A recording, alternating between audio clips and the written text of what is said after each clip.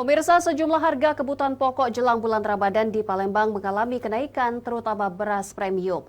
Pemerintah Provinsi Sumatera Selatan menggelar pasar murah 3 kali dalam sepekan untuk mengatasi hal tersebut. Jelang Ramadan, harga kebutuhan pokok di Palembang merangkak naik. Bahkan beras premium makin mahal mencapai harga Rp17.000 per kilogram. Kenaikan harga tak hanya terjadi pada beras, namun komoditas lainnya seperti cabai yang naik Rp60.000 dari sebelumnya Rp40-Rp50.000 per kilogram.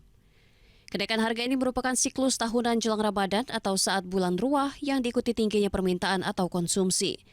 Pasar murah akan masif digelar 3 kali dalam sepekan, yakni Senin, Selasa, dan Kamis di seluruh kabupaten dan kota di Sumsel yang kini ada di 19 titik. Setiap hari Senin, Selasa, Kamis ini terus-menerus selama inflasi ini perlu kita tangani, tetap ada pasar murah. Kami bekerja sama bukan hanya Pemda saja, tapi dari BUMD, BUMN, dari perusahaan-perusahaan ikut sama-sama di situ. Jadi dari CSR, dana-dana yang lain itu, bantuan itu kita bareng-bareng. Pemerintah provinsi akan mengintervensi kebutuhan pokok yang harganya naik dengan memberikan subsidi.